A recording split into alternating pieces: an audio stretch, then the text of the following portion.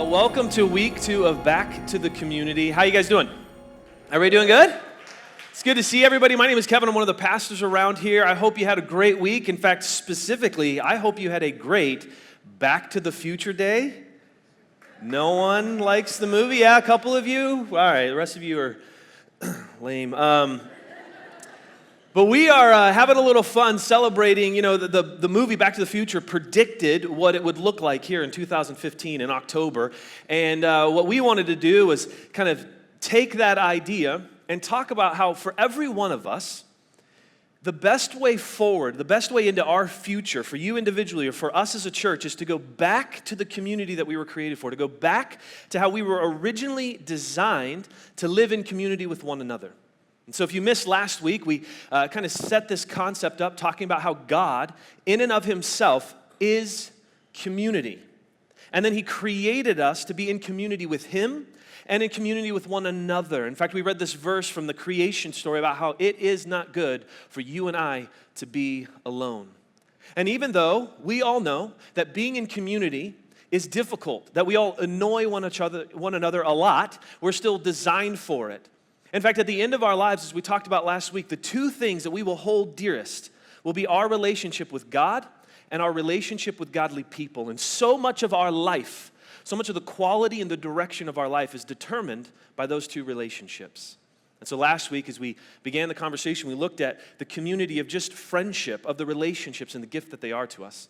And today, on Child Dedication Weekend, we want to turn our attention to our families, to the original community that we're all born into, that we're created to grow up, that shapes us and defines the adults that we become, and how important our families are. Now, some of you in the room, you were lucky enough to have great moms and dads and a great family that built a great family identity, and that you've reaped the benefits of those things. Others of you, you might be like me, who your family was a little bit of a hot mess, and you had some issues and some things that you're like, when I grow up, I want to do the exact opposite of these family things. And maybe some of you, your family was just a total train wreck. But every one of us in creating family have a lot of work to do, and it's a lot harder, at least for me, than I ever thought it would be. I mean, as a parent, raising my kids, I'm constantly surprised by how much harder it is than I ever thought it would be.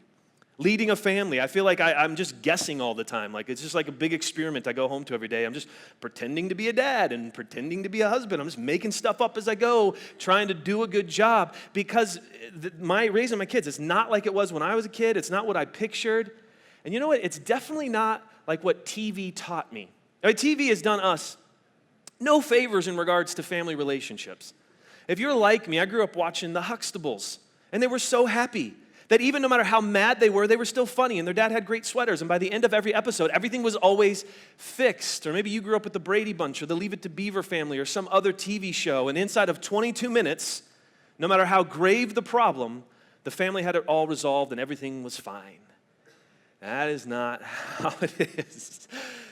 And so what we're going to do today is look at a chapter in the New Testament written by a guy named the Apostle Paul. And Paul writes this letter known as Colossians to a church. And in this letter, he's leading them, guiding them, encouraging them, correcting them, teaching them on a bunch of things. But in the 3rd chapter of Colossians, he focuses in on the family, on the roles that we have to play to be an awesome family, a healthy family like God created us to be when he thought us up. In fact, as he teaches through, so if you have your Bible, open it up there. If not, we'll put it up on the screens. But in Colossians 3, he's teaching through these roles for wives and husbands and dads and kids, and he's talking through them, and it all builds to this moment, this verse relating to families where the Apostle Paul says this in verse 23, "Whatever you do, work at it with all of your heart, as working for the Lord, not for human masters, since you know that you will receive an inheritance from the Lord as your reward. It is the Lord Christ that you are serving." Now, I've heard that verse quoted a lot of times.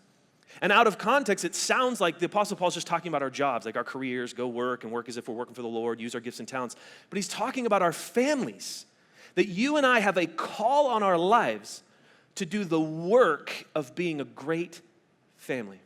a great wife or husband or parent or child, that our families take work and we should work at it as if we're working for the Lord. Not because our spouse deserves it or they're so awesome or our kids, but because we're to work at it as if we were working for the Lord. That's an incredible call that the Apostle Paul says family is. Quite literally, for you and I who are followers of Christ, we should be the best kind of families. Not perfect, nobody's perfect, but we should be working at it as if we're working for the Lord, putting all of our energy and intentionality in being great families, having great marriages, having great parenting relationships. But there's not, I know reality. I know a lot of things get in the way of us being great families. And not just those of you who are followers of Christ, but just everybody. Everybody culturally, there's so many things that work against the family being the community that God thought it up to be. I mean, one of the things about our culture is that we are busier than we've ever been before. I mean, just think of the last week of your life and how busy you've been trying to accomplish things, get places, do things, get work done, be on time, go here, travel there, call this person, answer this text message, respond to this email. We are busy people. And then in our relaxed time, in our personal time, we got shows that we got to catch up with and binge watching to get done over here, and we've got this thing to do, and we've got Facebook feeds and Instagram and Snapchats and all these communication channels, and we're just super busy all of the time. Now, of course, none of that is evil. None of that is wrong in and of itself. But what busyness does when we don't recognize it is it steals from us the intentionality that we should be putting into certain relationships. And we never realize it until enough time has lapsed and we're like, wow, in all of our busyness, I've been a terrible spouse or a terrible parent or a terrible child. And so we have to recognize that our busyness works against our families. It steals the margin that it takes for us to invest relationally in one another. Here's one of the other things I think that works against us, not just being busy, but that our families are under pressure more than ever. Think of kids. Like when we were kids, we used to go play sports, and it was like a couple hours on a Saturday, and then we were done. But now if you're a kid playing sports, there's 2-a-day practices, and there's weight training, and film sessions, and drug tests, and that's all just for like U5 soccer. Like there is so much pressure on our kids to perform well, to be in sports, because it's so important that their life will never amount to anything unless they play great sports. Or just think of school. There's this incredible pressure in school and the academics. When I was growing up, the greatest goal was to get a 4.0. Somehow now we've made up other numbers, and our kids should be getting like 4.2s and other stuff that we just made up just to add more pressure on them to be in more programs and more extracurricular things and more trips and speak more languages, because you'll never get in college and then your life will never amount to anything, and there's just pressure on our kids. And that pressure for our kids comes from us, the parents. There's a lot of pressure on us. My wife and I were at a kindergarten roundup, okay? Kindergarten. This is for 5 and 6-year-olds. Now, if you're in education, I might offend you right now. But my opinion is that kindergarten is about tying your shoes, learning the ABCs, and how to stand in line.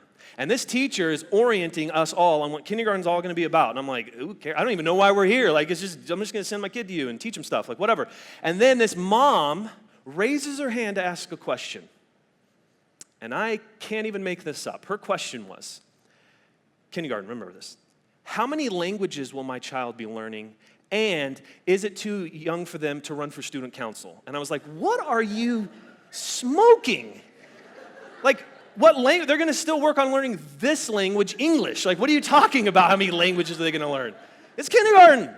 There's such pressure for parents in her mind, in our minds, because we want our kids to have the best childhood and the best experiences and the best homes and the best vacations and the best educations, and it is such pressure on all of us, and it zaps the joy out of our families. It steals the margin between the sports and the homework and the trips and the accomplishing and the working just to keep up, and it just steals the joy away from what God had in mind when he built us. In fact, one of my favorite pastors, his name is Andy Stanley, and a couple years ago, my small group, we were doing a small group curriculum on parenting. And Andy Stanley said this thing that has stuck with me as I try to parent my own 3 kids. He said, we're raising kids who are experientially rich, but relationally poor. We are raising kids in a culture that have every experience you could ever hope to have, experiencing everything from sports to school to trips to, just so experientially rich, and yet are relationally poor. We're so busy trying to give our kids everything that we forget to stop and just be with our kids, to cultivate the relationship with our kids that will carry through the rest of our life, that model to them what being in relationship with God looks like. We're so busy, and then there's so much pressure, and this pressure builds for families, and it has incredible consequences in the stress. And we have kids in elementary school with anxiety disorders, and parents depressed, and parents and marriages on the rocks, and people with destructive coping mechanisms to just try to keep up, and families getting buried in debt, all trying to live through this pressure that we feel. But those two things, those aren't even the worst. Those aren't even the worst things that I feel like are against our families from being who God created us to be. Because this third one I think is the most important. It's that the traditions have failed. Culturally speaking, the tradition of family has failed. Marriage is a joke. We have a generation of people who have grown up watching their families fall apart, watching their friends' families fall apart, watching every celebrity's marriage fall apart, and people don't any longer believe in marriage, not in the same way. Why step in? I can't even say I really blame them. Why would you want to step into this lifelong commitment where you're just going to hate each other and end up divorced and regretting it? Why would any of us do that? And so we've seen this redefining of family and of marriage in our culture, and these huge shifts away from what used to be, because people don't want to, they want to just date whoever they want to date and live with whoever they want to live with and have sex with whoever they want to have sex with, and they'll make family whatever way they want, and we've drifted from God's great, beautiful idea. God's great, beautiful idea of what family should look like and be like for us. In fact, one of my favorite theologians, his name is N.T. Wright.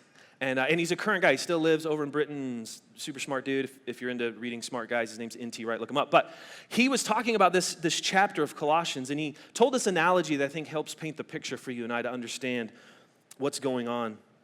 And he paints this picture of, pretend like there was a king who ruled over a kingdom and was very repressive and a tyrant, and nobody liked him. And he had a rule for everything. You couldn't get up until a certain time. You had to be back in your house by a certain time. You couldn't do certain things without asking. You couldn't drive your car without permission, and you could never drive over certain speeds. And he had all these rules that governed his kingdom, and while it was very tidy, it was repressive.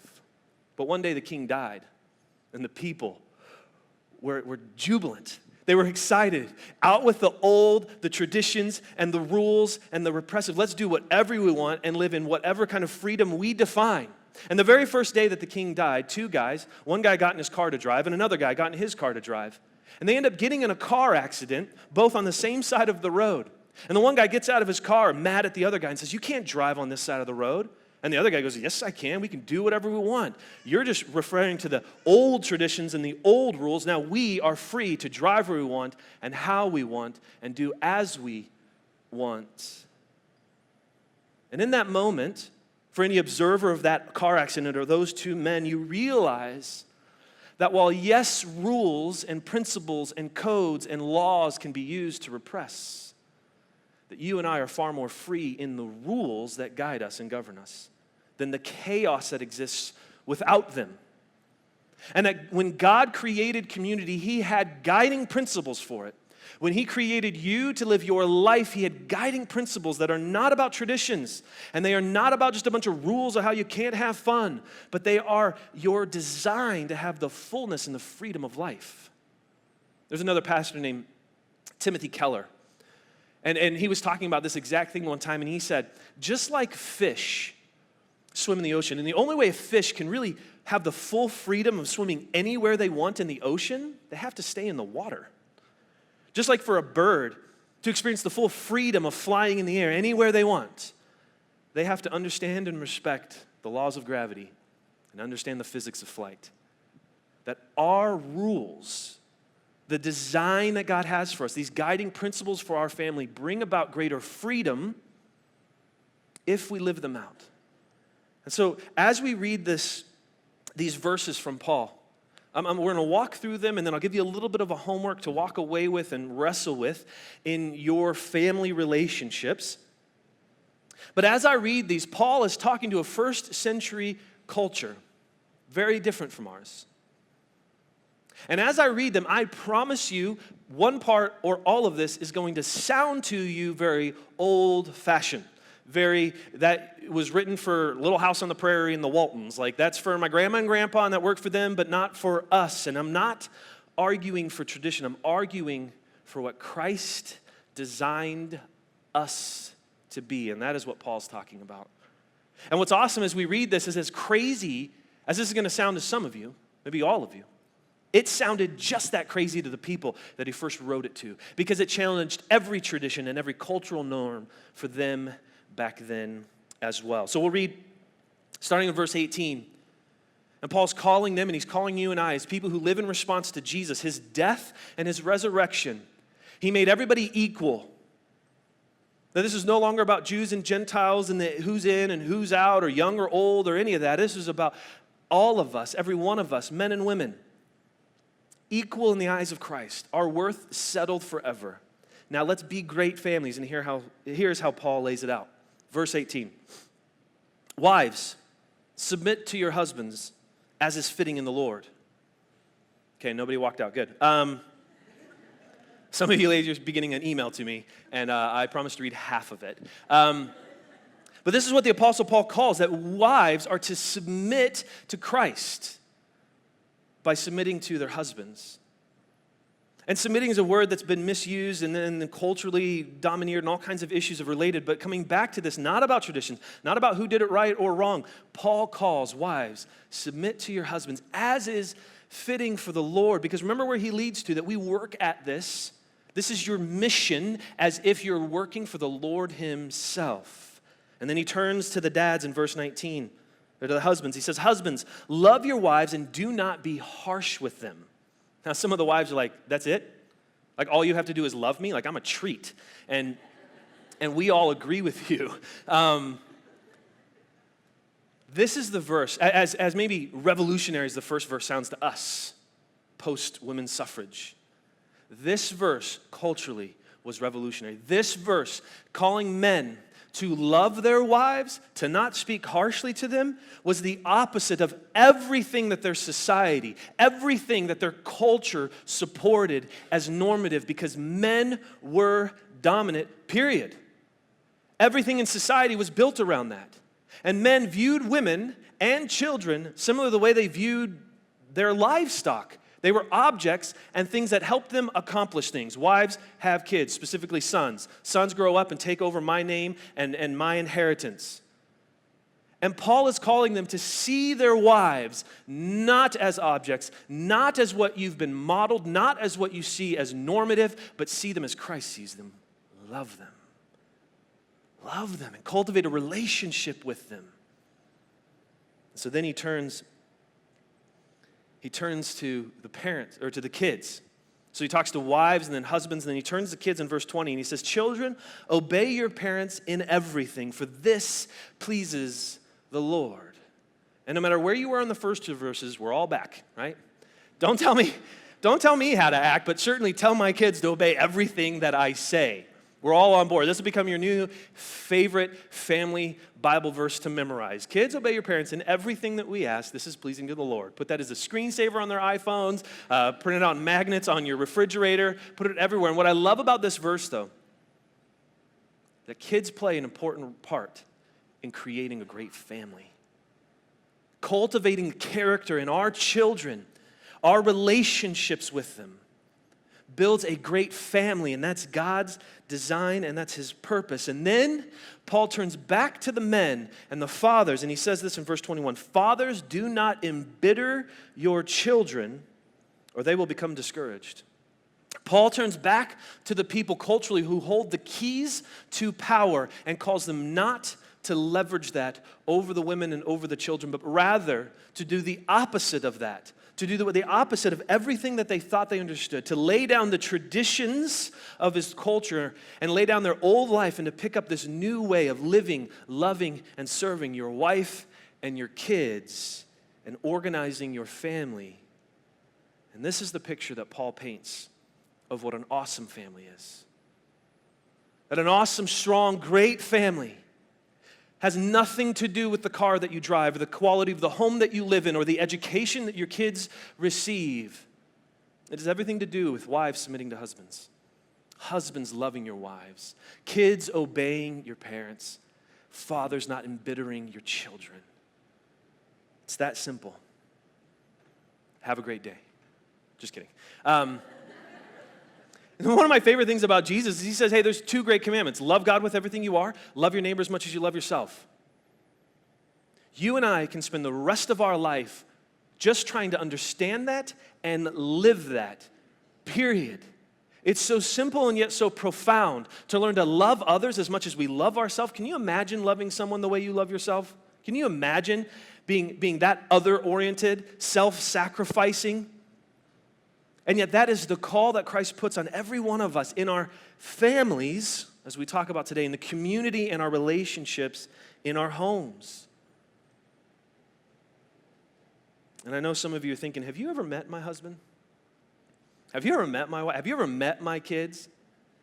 I mean, so sadly, you and I have accepted as normal that marriages struggle. We've accepted as normal that our wives annoy us, or that our husbands disappoint us, or that our kids are disobedient, or we've accepted that kids hate their parents as if that's normal, but it's not the ideal. It's not what we were created for. It's not the community God's calling you, families, to create in your homes. And too many times we think, well, it'll just take time. Like, we'll just keep coming to church and we'll just keep doing it. And time won't fix dysfunction. It will take you and I engaging it, wrestling with it, and working to heal it. And so I want to read one other verse that I think brings clarity to what Paul's talking about here.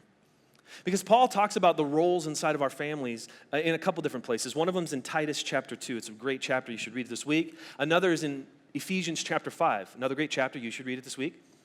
But in Ephesians 5, before he starts talking about wives and husbands and dads and all those things, he says this one verse that creates the umbrella in which to understand our job as families. And he says this in Ephesians 5, verse 21. Submit to one another out of reverence for Christ.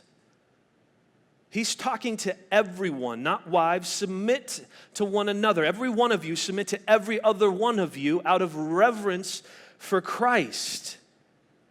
And that what he's talking about in wives submitting to husbands and husbands loving their wives and kids obeying their parents is this concept of mutual submission. That the way relationships work is when we are about others, when we give of ourselves, when we act as Christ did in every relationship as a family. That mutual submission is the picture of what a great, awesome, strong family is. Not because they deserve it, not because they've earned it, and not because of anything you'll get back out of it, but out of reverence for Christ. Not because Kevin said so, in fact, not even because Paul says so, but because of what Christ did and what he calls you and I to be. That you and I would submit to one another, to serve one another. And so here, Paul paints this picture that awesome families practice mutual submission. That's the idea. Leave with that idea. Everyone who's a husband or a wife or a child, every one of you who someday wants to be a husband or a wife or a parent, that everyone understand this very simple yet profound biblical principle that great families practice mutual submission, putting others' needs before themselves. And I know some of you, as you're listening to this, well, you just don't know my family, Kevin. And you're right, I don't. But Christ does, and he's calling you to be like him in your family and in your relationships, to submit, to learn to ask this question, how you can be there for others. That every person in your family is no more important than any other person in your family. And out of reverence for Christ, that you would emulate him. Now, what's cool, I guess, if you're not a follower of Christ, is you're totally off the hook. You can ignore me now. If you don't believe in the Bible and its authority, you can just disregard what we're saying. What is cool about it is that if you put these principles into practice in your relationships, they'll still work. You'll still reap the benefits. In fact, it might be the way that Jesus shows himself real to you in his teachings and in what he shows us and what he modeled.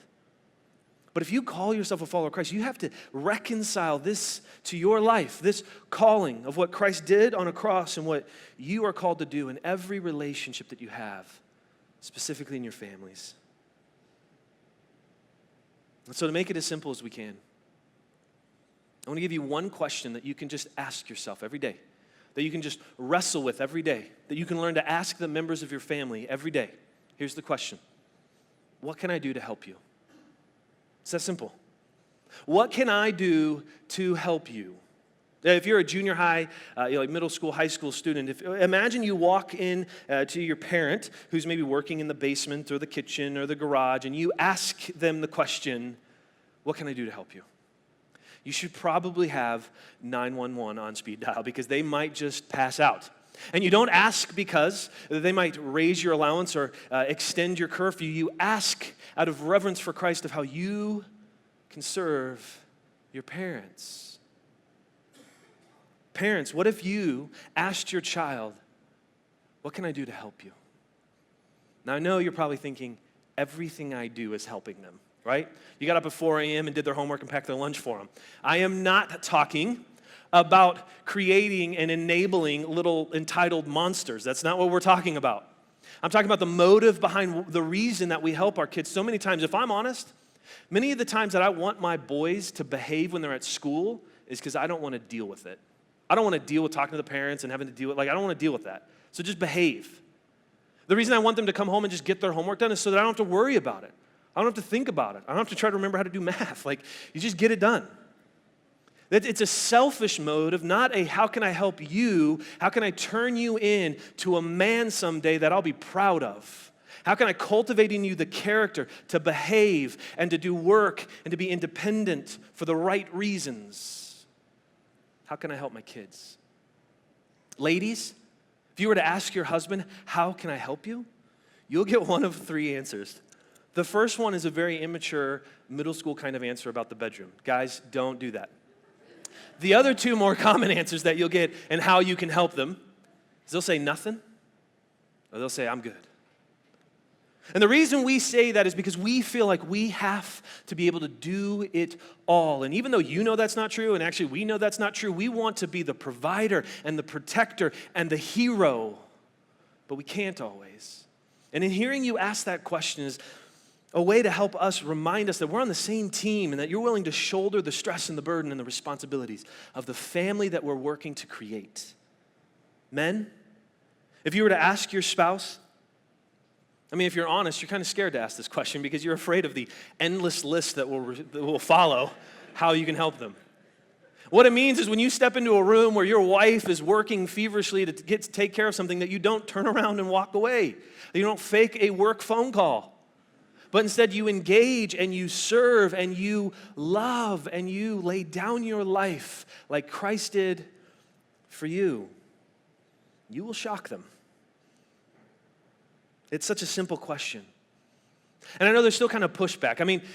This is what we're supposed to do, mutual submission, and always be asking everybody what I can do. What if my family takes advantage of me? Yeah, what if? Maybe shockingly, what if that's the point? What if we're supposed to submit to one another out of reverence for Christ, not what we ever get back out of it? Because this isn't about your wife, it's about you. This isn't about your husband, it's about you. This isn't about your parents, it's about you. And what God's talking to you about out of reverence for Him and who you're to be, period. Not because they earned it, deserved it, or what you'll get in return out of it. And man, when Christ died on a cross and calls us to live in response to it, it's hard to think of any way that we could ever be taken advantage of that would compare.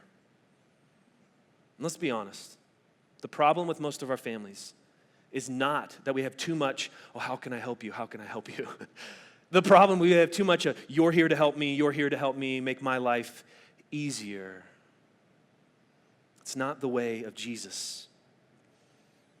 And if we don't take the initiative, if one of us doesn't step into the tension of possibly being taken advantage of to serve and mutually submit to our family members, who else will? God's calling you, every one of you, to step in, to serve, to be as He has been for you. So here's the homework. Memorize Ephesians 5:21. Submit to one another. Everyone, everywhere, out of reverence for Christ. Learn to love others as much as you love yourself. And begin to ask this question: what can I do to serve you? What can I do to help you out this week? Ask your kids, ask your spouse, ask your extended family, what can you do?